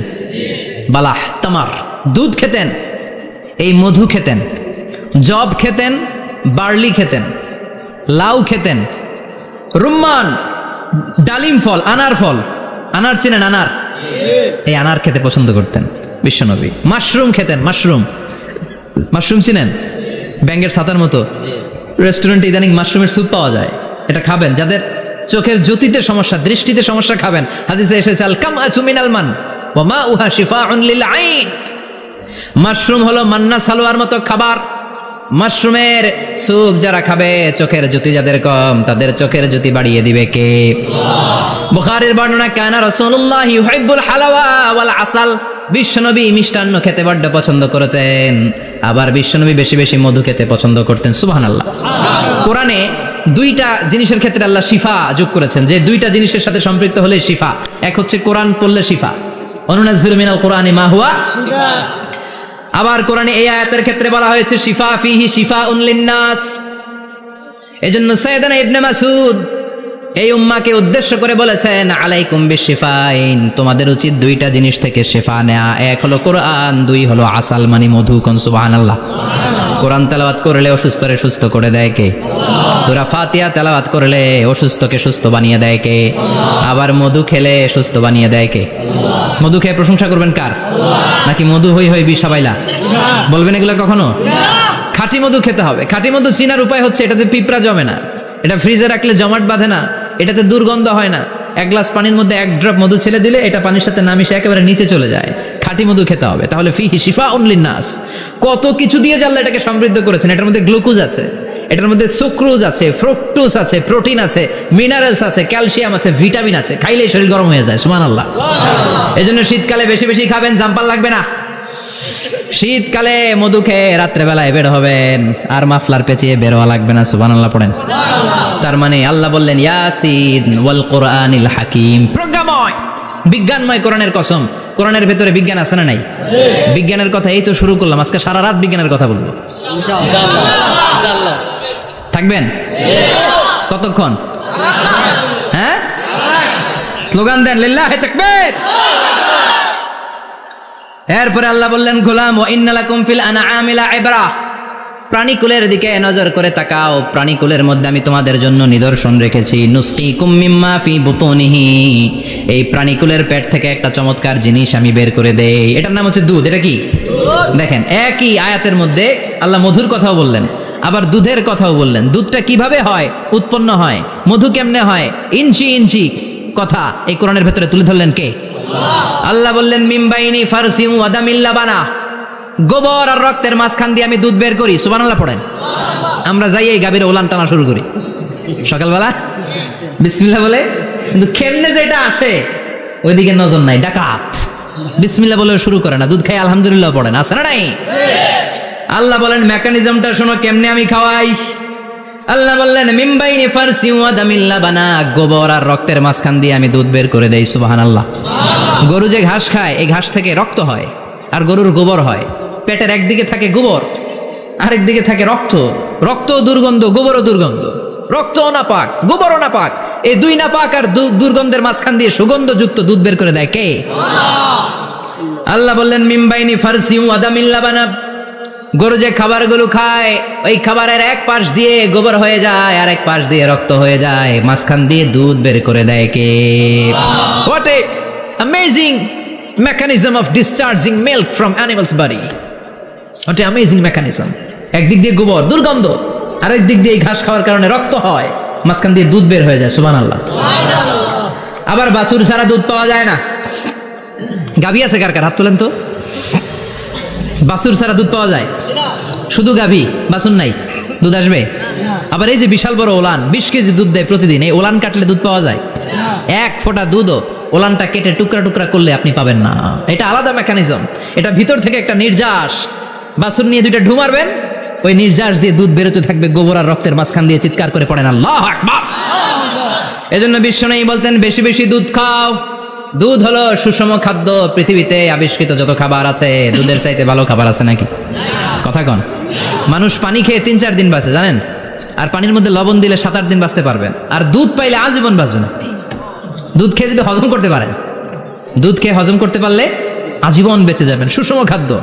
বিশ্বনবী যে রাতে মেরাজে যাবেন, সিদরাতুল মুনতাহা পার হওয়ার পরে বিশ্বনবীর পরীক্ষা শুরু হলো। বিশ্বনবীকে বুখারীর বর্ণনা 3টা গ্লাস দেয়া হলো। কাদাহ ফিহি লাবান, এক গ্লাসের মধ্যে দুধ ছিল। ওয়া কাদাহ ফিহি আসাল, আর এক গ্লাসের মধ্যে ছিল মধু। আর এক গ্লাসের মধ্যে ছিল মদ। কাদাহুন ফিহি খামার। বিশ্বনবীকে 3টা গ্লাস দিয়ে বলা হলো, নবী চুজ করেন কোনটা নেবেন। এক গ্লাসে মধু, আরেক গ্লাসে দুধ, আরেক গ্লাসের মধ্যে বিশ্বনবীকে দেয়া হলো মদ। বিশ্বনবী বললেন যে এই গ্লাসের ভেতরে দুধ আছে, আমি ওই পেয়ালাটা নিলাম। সাইয়েদনা জিব্রাইল বললেন, ইয়া রাসূলুল্লাহ আখাস্তাল ফিতরা, আপনি যেমন নিছেন তেমন। সুবহানাল্লাহ কইবেন না? বিশ্বনবী দুধ খেতে পছন্দ করতেন। আর বিশ্বনবী বলতেন, আলাইকুম বি আলবানিল বাকার, বেশি বেশি গরুর দুধ খাবা। ফা ইন্নাহা তুরাম্মু মিনাল আশজার, কেননা এটা সবুজ লতা পাতা ঘাস পাতার নির্যাস। গরু কি খায়? ঘাস খায় না? এই ঘাসের নির্যাস হচ্ছে দুধ। বিশ্বনবী বলতেন বেশি বেশি দুধ খাবা। ফিহি শিফা, এর মধ্যে শিফা আছে। ফি লাবানিহা শিফা ওয়া লুহুমিহা দা, গরুর দুধে আছে শিফা, গরুর গোশতের মধ্যে আছে রোগ। সুবহানাল্লাহ কোন কত বড় ফিলোসফার বিশ্বনবী। বিশ্বনবী বলে গিয়েছেন গরুর দুধ বেশি খাও, কিন্তু গোশ বেশি খাইও না। আর আমরা গরুর গোশ পাইলে কোপায় ফেলাই। সাদা ভাত আর ঝাল গরুর মাংস যদি হয়, ওই যে অনেকের জিহ্বায় পানি চলে আসছে। সুবহানাল্লাহ কইবেন না? বিশ্বনবী বলতেন দুধ খাও, গোশ খাইও কম। গরুর গোশত কম খাবা, গরুর দুধ বেশি খাবা। সুস্থ রাখবে কে? আল্লাহ। আবার বিশ্বনবী মায়েদেরকে বলেছেন, ও মায়েরা, সন্তান হওয়ার পরে 2 বছর দুধ খাওয়াবা। আল্লাহু আকবার। ওয়াল ওয়ালিদাতু ইউরদি'না আওলাদাহুন্না হাওলাইনি কামিলাইনি লিমান আরাদা আন ইউতিম্মার রাদাআ। সন্তান যারা পেয়েছো মায়েরা, বোনেরা, 2 বছর দুধ খাওয়া সন্তানকে সুস্থ রাখবে কে? আল্লাহ। বাচ্চা ডেলিভারির পরপরই আল্লাহ তাআলা মায়ের বুকে একটা দুধ দেয়, এটাকে বলে শাল দুধ। এটা হচ্ছে বাচ্চার জীবনের প্রথম প্রাকৃতিক টিকা। সুবহানাল্লাহ কয় না? এটা বেবির জীবনে ন্যাচারাল প্রাকৃতিক টিকা, প্রতিষেধক আল্লাহ দিয়ে দিয়েছে। আপনার বাচ্চাকে টিকা দিন, স্লোগান আছে না? 5টা 7টা টিকা দেওয়া লাগে। প্রথম টিকাটা আল্লাহ নিজেই ফ্রি দিয়ে দিছে। এটা শাল দুধের ভেতরে পাওয়া যায়। এজন্য বাচ্চাকে শাল দুধ খাওয়াতে হবে। তার ব্রেনের গ্রোথ হবে, সে শক্তিশালী হবে, সে দেশপ্রেমিক হবে, সে আল্লাহওয়ালা হবে। চিল্লা এখন ঠিক কিনা? যে মায়েরা বাচ্চারে দুধ খাওয়ায়, ওই বাচ্চারা মায়েরে ভালোবাসে বেশি। আর যেই মা গুলো বাচ্চারে দুধ না খাওয়ায় আর ডানু খাওয়ায়, আর কি কি আছে, হরলিক্স আর সিরালেক, কমপ্লেট, যারা এগুলো খাওয়াবে, ডানু খাওয়াবে, যারা ল্যাকটোজেন খাওয়ায়, যারা বুকের দুধ খাওয়াতে চায় না কোনো কারণ ছাড়া, 2 বছর বাচ্চারে দুধ দিতে চায় না, এই বাচ্চাগুলো বড় হলে ওই মারে বৃদ্ধাশ্রমে দিয়ে আসবে। কথা কন, কথা কন। এজন্য মায়েরা, বোনেরা, সন্তান হলেই তাকে বুকের দুধ দিয়ে আল্লাহর পক্ষ থেকে যে টিকাটা, এই টিকাটা পেটের ভেতরে ঢুকাই দিতে হবে। চিল্লা এখন ঠিক কিনা? এটা হচ্ছে ন্যাচারাল টিকা। এজন্য আল্লাহ বললেন, ইয়াসিন ওয়াল কোরআনিল হাকিম। ইয়াসিন, বিজ্ঞানময় কোরআনের শপথ। কোরআনের মধ্যে বিজ্ঞান আছে না নাই? অভাব নাই। কয়টা শুনবেন? আল্লাহ কসমোলজির কথা বলেছে, অ্যাস্ট্রোলজি কথা। কসমোলজি হচ্ছে সৃষ্টি তত্ত্ব। কসমোলজি কি? সবাই বলেন কসমোলজি কি? আল্লাহ বললেন, আওয়ালাম ইয়ারাল্লাযীনা কাফারু আন্নাস সামাওয়াতি ওয়াল আরদা কানাতা রাতকান ফাফাতাকনাহুমা। কাফেররা কি দেখে না মহাবিশ্বের সব কিছু একসাথে মিলে ঝিলে ছিল, বিশাল এক বিস্ফোরণের মাধ্যমে আমি মহাবিশ্ব তৈরি করেছি। সুবহানাল্লাহ।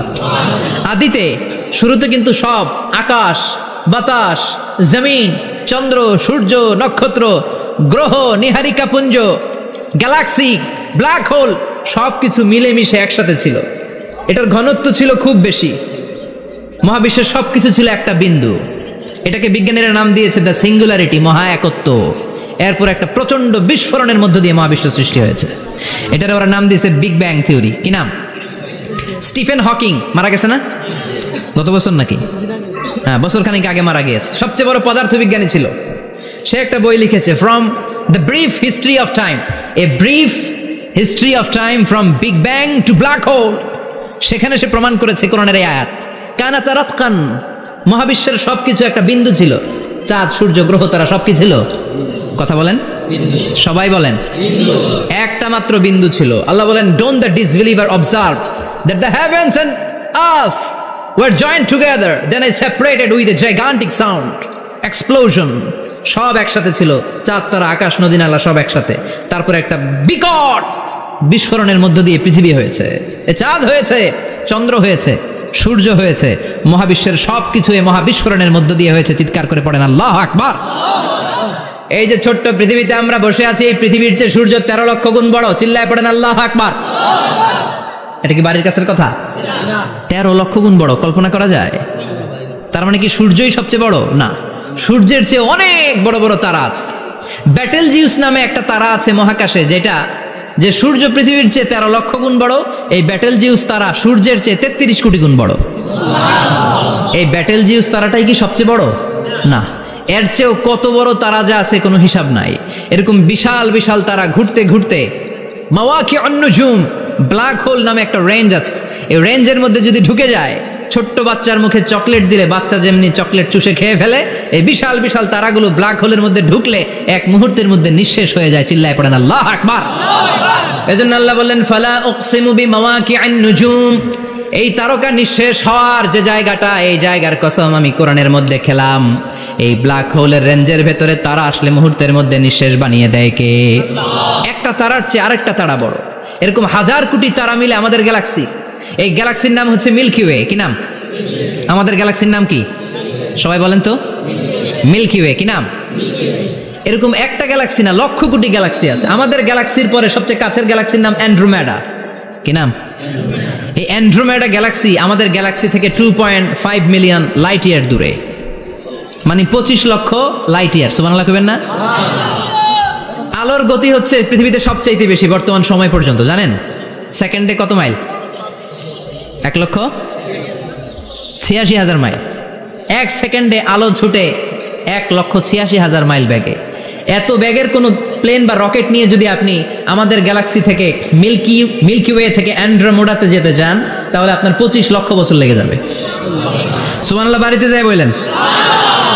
এরপর আল্লাহ বললেন ওয়াস-সামাআ বানাইনাহা বিআইদিন ওয়া ইন্না লামুসিউন, আকাশ আমি বানালাম, গ্যালাক্সি আমি বানালাম, বানানোর পর থেকে সবগুলোর আমি প্রশস্ত করতে শুরু করে দিলাম। সব ছিল ক্ষুদ্র, একটা বিন্দুর মধ্যে আমি বিস্ফোরণ করলাম একটা আওয়াজ দিয়ে। আওয়াজটা ছিল কুন। আওয়াজটা ছিল কি? জোরে কন, আবার কন। কুন ফায়া ইন্নামা আমরুহু ইযা আরাদা শাইআন আন ইয়াকুলা লাহু কুন ফায়াকুন। আল্লাহ যখন কিছু করতে চান শুধু বলেন কুন, শুধু বলেন বি। কুন মানে বি, ইট ওয়াজ, এটা হয়ে যায়। হাও বলতে দেরি। এই মহাবিস্ফোরণের নেপথ্যে যে শব্দটা ছিল সেটা ছিল কুন। সেটা ছিল কি? আল্লাহ কুন বলতে দেরি, মুহূর্তের মধ্যে বিগ ব্যাং, বিশাল এক্সপ্লোশন, তারপর থেকে মহাবিশ্ব ছড়াচ্ছে। আল্লাহ বলছেন এই কোরআনের ভেতরে বলে দিয়েছেন ওয়া ইন্না লামুসিউন, আমি কোরআন, আমি এই মহাবিশ্বকে, এই গোটা ইউনিভার্সকে আমি প্রতিনিয়ত সম্প্রসারিত করছি। প্রতিনিয়ত এটা বড় হচ্ছে, সম্প্রসারিত হচ্ছে। চিল্লায় বলেন আল্লাহু আকবার। আজ থেকে মাত্র 20 বছর আগে এটা তারা আবিষ্কার করেছে। এটা কোন সাল? 2019। 20 বছর পেছনে গেলে কত? 1998, তাই না? এই 1998 সালে তারা আবিষ্কার করেছে সুপারনোভা কসমোলজি প্রজেক্ট। এই সুপারনোভা কসমোলজি প্রজেক্টে তারা এই সিদ্ধান্তে এসেছে যে মহাবিশ্ব কোন নামক এক বিস্ফোরণের পর থেকে যে সম্প্রসারিত হচ্ছে, আজ পর্যন্ত এটা শুধু বাড়ছে আর বাড়ছে, অ্যাক্সেলারেটিং হচ্ছে, এক্সপান্ডিং হচ্ছে, এটা কমছে না। কিয়ামত পর্যন্ত এটা বাড়তেই থাকবে। চিৎকার করে পড়েন আল্লাহু আকবার। এজন্য আল্লাহ বললেন ইয়াসিন ওয়াল কোরআনিল হাকিম, বিজ্ঞানময় প্রজ্ঞাময় কোরআনের শপথ। এই কোরআনের ভেতরে আমি কসমোলজির কথা বলেছি, অ্যাস্ট্রোলজির কথা বলেছি, জিওলজির কথা বলেছি, ফিজিক্সের কথাও বলেছি। সুবহানাল্লাহ। ফিজিক্স মানে কি? পদার্থ। পদার্থের সবচেয়ে বড় উপাদান হচ্ছে লোহা। লোহার কথা কিন্তু কোরআনে নাই। আছে? কই আছে? হ্যাঁ, সূরাতুল হাদিদ, লোহার নামে একটা সূরা দিয়েছে আল্লাহ কোরআনে। সুবহানাল্লাহ পড়বেন না? সূরার নাম সূরাতুল হাদিদ। সূরার নাম কি? চিল্লায় বলেন সূরার নাম সূরাতুল হাদিদ। হাদিদ মানে লোহা। আল্লাহ বললেন ওয়া আনজালনাল হাদিদা ফীহি বাসুন শাদীদ।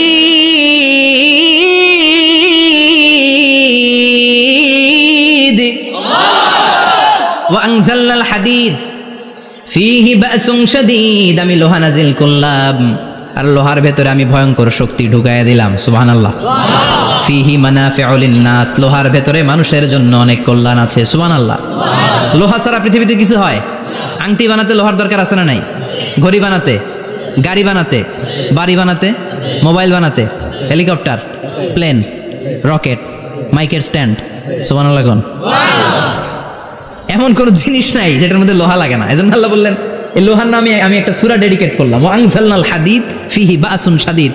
আমি লোহাকে নাজিল করেছি। আল্লাহ বলেছেন, খেয়াল করে শব্দটা শুনেন, ওয়া আনজালনাল হাদিদ, আমি লোহাকে উপর থেকে নাজিল করেছি। কি করেছি? কথা বলেন। তার মানে লোহা পৃথিবীতে ছিল না, নাজিল করছে কে? লোহা পৃথিবীতে ছিল? পৃথিবীতে ছিল? পৃথিবীতে থাকলে নাজিল করবেন কেন? এই যে কোরআনটা পৃথিবীতে আগে ছিল, নাজিল করছে কে? কোন ফেরেশতাকে দিয়ে? সাইয়েদনা জিবরাইল। কোন নবীর উপর? বিশ্বনবী মুহাম্মদুর রাসূলুল্লাহ। আল্লাহু আকবার। তার মানে ওহী পৃথিবীতে ছিল না, আল্লাহ উপর থেকে নাজিল করেছেন। নুজুল মানে উপর থেকে নিচের দিকে আসা। এই নুজুল শব্দ ব্যবহার করে আল্লাহ বললেন, ওয়া আনজালনাল হাদিদ, লোহাকে আমি নাজিল করেছি। তার মানে লোহা পৃথিবীর উপাদান নয়, লোহা এসেছে উপর থেকে। কোন সুবহানাল্লাহ। বিজ্ঞানীরা, পদার্থবিদ যারা গবেষণা করে এটাই পেয়েছেন, লোহা আসলে পৃথিবীর না।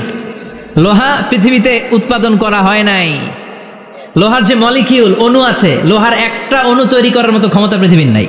ইভেন এই সৌরজগতের কোনো কিছু নাই। সূর্যের তাপেও লোহা তৈরি হতে পারে? লোহার ছোট্ট একটা অণু তৈরি করতে কমপক্ষে 1 কোটি ডিগ্রি সেলসিয়াস তাপের প্রয়োজন হয়। তার মানে এটা পৃথিবীর কোনো উপাদান নয়, এটা আনজালনাল হাদিদ। আল্লাহ বলেন, মহাবিস্ফোরণের কারণে গলিত অন্য কোনো তারার ভেতর থেকে লোহার উপাদান আমি পৃথিবীর ভেতরে এনে ঢুকিয়ে দিয়েছি। তার মানে পদার্থের কথা কোরআনে আছে না নাই? সুবহানাল্লাহ কইবেন না? এরপরে বায়োলজির কথা আছে না নাই? বায়োলজিক্যাল অ্যাসপেক্ট অফ মাউন্টেন্স, কেমন করে পাহাড়ি রেঞ্জ তৈরি হলো, আছে না নাই? ওয়াজআলনাল জিবালা আওতাদা, পাহাড়কে আমি পেরেক মেরে দিয়েছি। ওমিয়া কাঠের ভেতরে যখন পেরেক মারেন, পেরেকের বেশিরভাগ অংশ কাঠের ভেতরে ঢুকে যায়, উপরে দেখা যায় সামান্য, ঠিক কিনা? তো লোহা যদি আল্লাহ পেরেক মারেন, উপরে যা দেখা যায় এটা সামান্য, আসল পাহাড় তো মাটির নিচে। সুবহানাল্লাহ কইবেন না? আসল পাহাড় কোথায়? পেরেক যদি কাঠের মধ্যে ঢুকিয়ে দেন, পুরো পেরেকটা কাঠে ঢুকে যায় না? উপরে দেখা যায় কদ্দুর? সামান্য। পাহাড়ের যা আপনি দেখেন, এটা তো পেরেকের মাথা। পুরো পাহাড়টা আল্লাহ জামিনের ভেতরে গেড়ে দিয়েছেন। চিল্লায় পড়েন আল্লাহু আকবার। আবার আল্লাহ বললেন, অমিনাল জিবালি জুদাদুম বিদু ওয়া হুমরুম মুখতালিফুন আলওয়ানু, আছে না নাই? ওয়া গারাবিবু সুদ, আল্লাহ বলেন নানা রঙের পাহাড় পর্বত মহাবিশ্বে আমি তৈরি করেছি। কোন পাহাড় হচ্ছে রক্তিম বর্ণের, কোন পাহাড়কে বানিয়েছি আমি কৃষ্ণ বর্ণের, কোন পাহাড়কে বানিয়েছি আমি শুভ্র বর্ণের, কোন পাহাড়ের রং কালো, কোনটা সাদা, কোনটা নীল, আছে না নাই? মহাবিশ্ব যখন তৈরি হয়েছে, পৃথিবীর মধ্যে 7টা টেকটনিক প্লেট তৈরি হয়েছে। 7 tectonic plates create the mountain range on earth. পৃথিবীতে এই পাহাড় তৈরির কারণ হচ্ছে 7টা প্লেট। এগুলোরে 7 টেকটনিক প্লেট বলে। এই প্লেটগুলোর কারণে পৃথিবীতে এই রং বেরঙের পাহাড় তৈরি হয়েছে। কত রঙের যে পাহাড় আছে! আরব বিশ্বে পাথরের পাহাড়, বাংলাদেশে মাটির পাহাড়, ব্রুনাই, সিঙ্গাপুর, ইন্দোনেশিয়াতে যদি যান আরেক ধরনের পাহাড়। চায়নার একটা শহর আছে গানজু সিটি, কি নাম? এই গানজু সিটিতে একটা পাহাড় আছে রেইনবো মাউন্টেন। ওখানে 7 রঙের পাহাড় পাওয়া যায় এক জায়গায়। সুবহানাল্লাহ কইবেন না? রেইনবো মানে কি? রংধনু। রংধনুর কয় রং? কথা কন। ছোটবেলা আমরা মুখস্থ রাখতাম, বেনিয়া সহ কলা, বেতে বেগুনি, নিতে নীল, হাতে আসমানি, শতে সাদা, হতে হলুদ, কতে কালো, লাতে লাল। সুবহানাল্লাহ নাই? মনে রাখার কি অসাধারণ পদ্ধতি!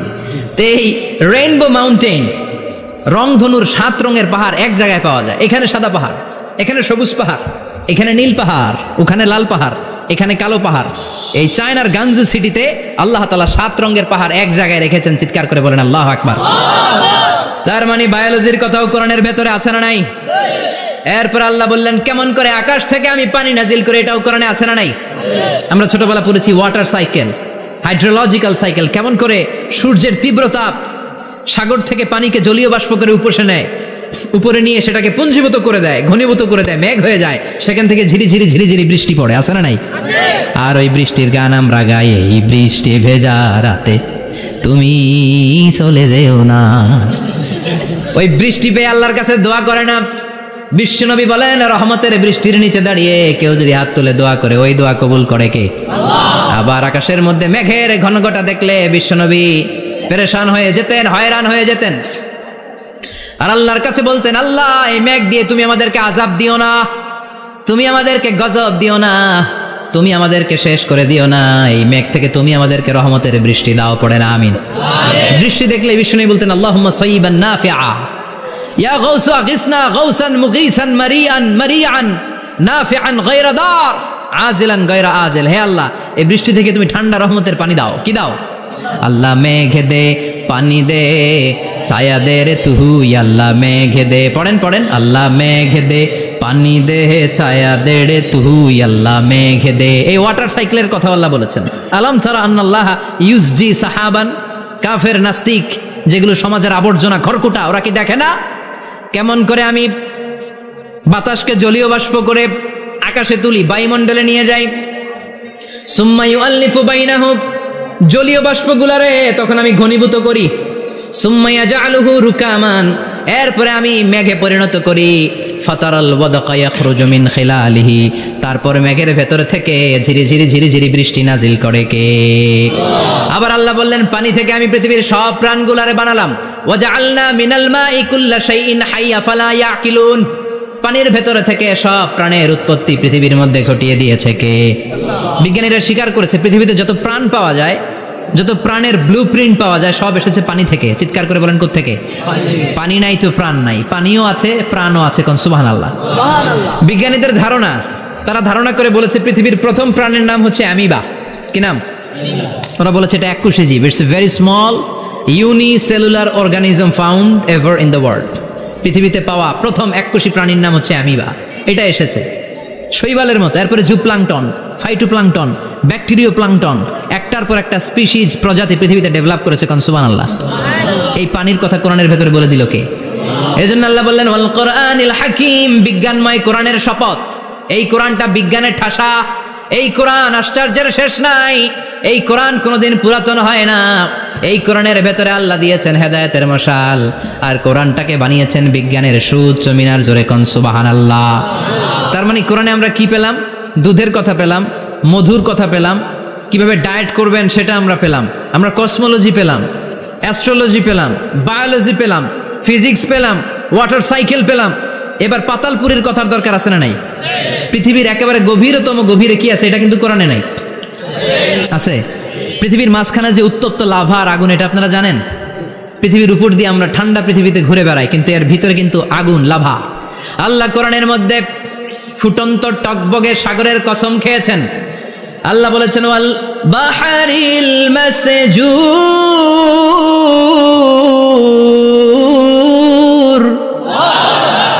আমি কোরআনের ভেতরে ফুটন্ত টকবগে সাগরের পানির কসম খেলাম। পড়েন সুবহানাল্লাহ। সাগরের পানির ফুটন্ত টকবগে সাগরের পানির কসম। সাগরের পানি আবার ফুটন্ত হয় কি করে? পানি কি হয়? ঠান্ডা। পানি কি? কথা বলেন। আল্লাহ পৃথিবীর ভেতরকার কথা চিন্তা করে বলেছেন ওয়াল বাহরিল মাসজুর। ইউনাইটেড স্টেটস অফ আমেরিকার নেভাল একাডেমির সায়েন্টিস্টরা এই আয়াতের উপর রিসার্চ করেছে যে সাগরের ভেতরে আবার এই ঠান্ডা পানির ভেতরে আবার উত্তপ্ত আগুনের লাভা আসলো কোত্থেকে। রিসার্চ করার জন্য তারা সাগরের ভেতরে পাইপ ঢুকিয়েছে। পাইপ ঢুকাতে ঢুকাতে অনেকগুলো লেয়ার তারা পার করেছে। রূপান্তর শিলার স্তর, পাললিক শিলার স্তর, আগ্নেয়গিরির শিলার স্তর, মার্বেল পাথরের অনেকগুলো শিলার স্তর পেরিয়ে যাওয়ার পরে তারা পাইপ ঢুকানোর পরে দেখতে পেয়েছে পাইপগুলো গলে যায়। পাইপগুলো কি হয়? তার মানে ভিতরে কি আছে? গত কয়েক মাস আগে জাপানে কিছু জিওলজিস্ট, ভূতত্ত্ববিদ, তারা গবেষণা করে পৃথিবীর এক মাথা থেকে আরেক মাথায় যেতে চাচ্ছে, মানে প্রতিপাদ স্থান। বাংলাদেশের এখান থেকে ছিদ্র করলে আপনি দক্ষিণ আমেরিকার চিলির সান্টিয়াগোতে যেয়ে উঠবেন। কথা বুঝতে পেরেছেন? তার মানে বাংলাদেশের প্রতিপাদ স্থান হচ্ছে দক্ষিণ সাউথ আমেরিকার চিলির সান্টিয়াগো। আবার ইন্ডিয়া থেকে ছিদ্র করতে করতে পৃথিবীর আরেক মাথা দিয়ে উঠবেন। সুবহানাল্লাহ বলেন। এটা তারা শুরু করেছে কিন্তু এখনো সফল হয় নাই। ইউএস এর নেভাল একাডেমির সায়েন্টিস্টরা পাইপ ঢুকাতে ঢুকাতে দেখে একটা পর্যায় শেষে পাইপ আর ঢুকানো যায় না, পাইপগুলো পৃথিবীর ভেতরে যেতে যেতে গলে গলে পানি হয়ে যায়। সুবহানাল্লাহ কইবেন না? এই রিসার্চ প্রজেক্টের যিনি চিফ, উনি বললেন bring the water proof pipe from America. America থেকে ওয়াটার প্রুফ পাইপ নিয়ে আস।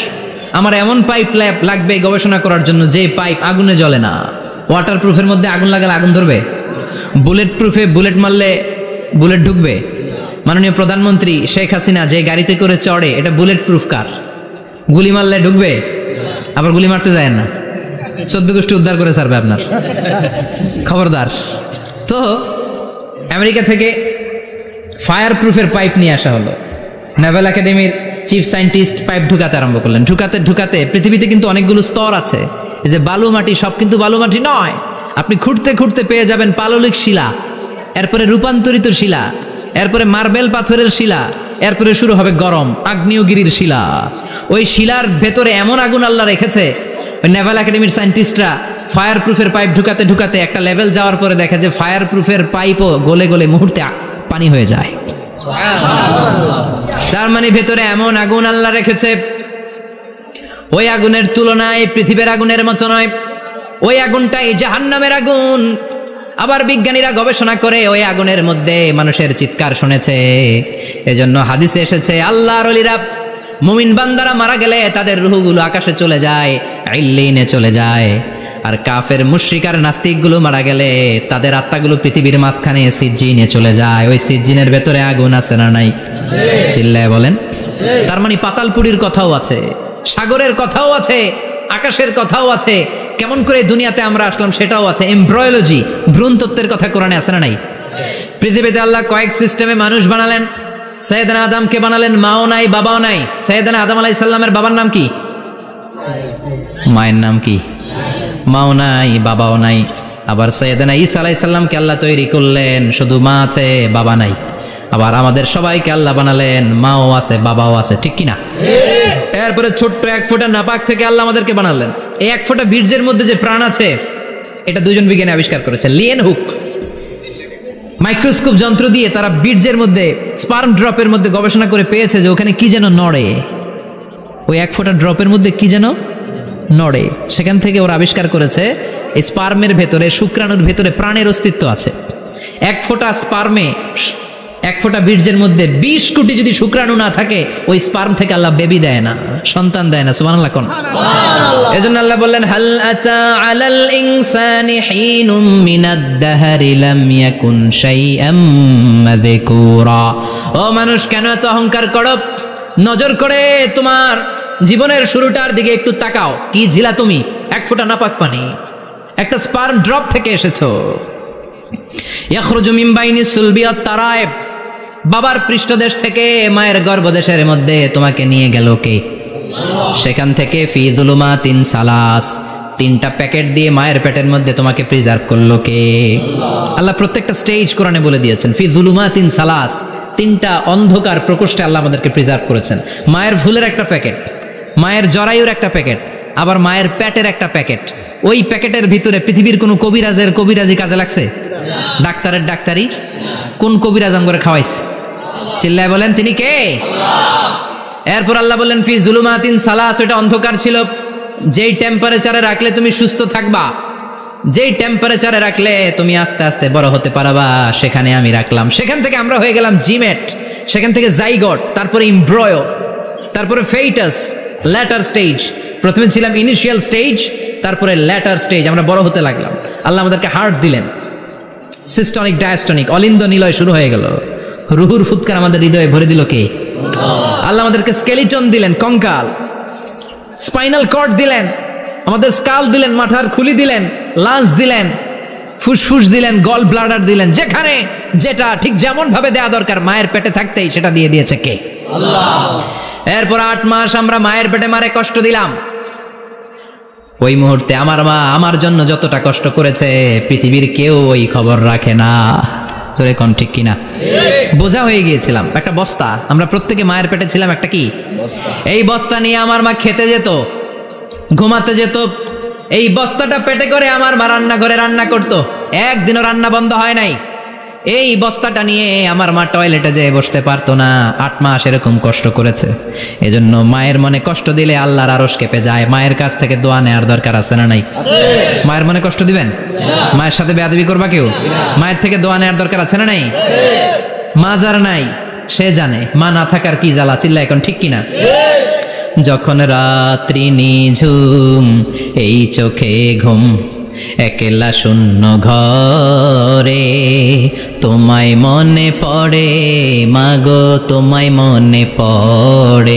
যখন রাত্রি নিঝুম এই চোখে ঘুম, একলা শূন্য ঘরে তোমায় মনে পড়ে মাগো, তোমায় মনে পড়ে। ঠিক কিনা? এজন্য এই মায়ের জন্য দোয়া করার দরকার আছে না নাই? আল্লাহ বললেন 8 মাস 9 মাস মায়ের পেটের ভেতরে ছিলা, তারপরে দুনিয়ার বুকে তোমারে আনলো কে? ছোট্ট নাপাক ছিলাম, এই ছোট্ট এক ফোঁটা পানি থেকে আমাদেরকে বড় করছে কে? আল্লাহ। তার মানে এমব্রয়োলজি, ভ্রূণ তত্ত্বের কথা কোরআনের ভেতরে আছে না নাই? সে আল্লাহ বললেন ইয়াসিন ওয়াল কোরআনিল হাকীম ইন্নাকা লামিনাল মুরসালিন আলা সিরাতিম মুস্তাকিম। সুবহানাল্লাহ পড়েন। আল্লাহ বললেন ইয়াসিন, এরপরে বললেন আল কোরআনিল হাকীম, প্রজ্ঞাময় কোরআনের শপথ। বিশাল একটা শপথ কেটে আল্লাহ বললেন ইন্নাকা লামিনাল মুরসালিন আলা সিরাতিম মুস্তাকিম। ইন্নাকা লামিনাল মুরসালিন, অবশ্যই অবশ্যই নবী হে আপনি রাসূলদের অন্তর্ভুক্ত। চিল্লায় কোন সুবহানাল্লাহ। তিনি যে রাসূল এটার সার্টিফিকেট এই আয়াতে দিয়েছে কে? এরপর আল্লাহ বললেন আলা সিরাতিম মুস্তাকিম, ও নবী আপনি সিরাতুল মুস্তাকিমের উপর আছেন। যেই দোয়াটা প্রতিটা নামাজের মধ্যে প্রতিদিন প্রত্যেক রাকাতে সূরা ফাতিহাতে আমরা পড়ি, ইহদিনাস সিরাতাল মুস্তাকিম। O Allah, show us the right path, show us the correct path. আপনি আমাদেরকে সোজা পথ দেখান। আল্লাহ এখানে সার্টিফিকেট দিলেন, নবী গো লক্ষাধিক পয়গম্বর যে আমি পেয়েছি তাদের শ্রেষ্ঠতম রাসূল করে আমি আপনাকে প্রেরণ করেছি, আর হেদায়েতের সুউচ্চ মশাল দিয়ে আমি আপনাকে সিরাতুল মুস্তাকিমের উপর রেখেছি। চিল্লায় পড়েন আল্লাহু আকবার। এই জন্য বিজ্ঞানময় কোরআনের সাথে নিজেদের সম্পর্ক বাড়ানোর দরকার আছে না নাই? কোরআন পড়লে দুনিয়া এবং আখিরাতে মর্যাদা বাড়ায় দিবে কে? কোরআনের আইন দিয়ে সমাজটারে সাজানোর দরকার আছে না নাই? কোরআন দিয়ে আমাদের সমাজটা সমৃদ্ধ হোক আমরা চাই কি চাই না? কোরআন দিয়ে আমার সংসদ ভবন চলুক, আমার 300 জন মেম্বার অফ দ্য পার্লামেন্ট কোরআনের আয়াত দিয়ে সংসদে কথা বলুক, আমরা চাই কি চাই না? আমাদের মিলিটারিগুলো কোরআনের আওতায় চলুক, আমাদের দেশটা কোরআন দিয়ে চলুক। আমার লাল সবুজের পতাকা সংসদ ভবনের এক পাশে, আর কালিমার লা ইলাহা ইল্লাল্লাহর পতাকা আরেক পাশে পতপত করে উড়বে, আমরা চাই কি চাই না? সেজন্য কোরআনের সাথে আমাদের সম্পর্ক বাড়াতে হবে, নিজে কোরআন পড়তে হবে, কোরআন বুঝতে হবে, কোরআনের উপর আমল করতে হবে। রাজি আছেন তো? এটাই হচ্ছে সূরাতুল ইয়াসিনের শিক্ষা। আল্লাহ আমাদের সবাইকে কথাগুলো বুঝার ও আমল করার তৌফিক দান করুক। আমরা পড়ি আমিন।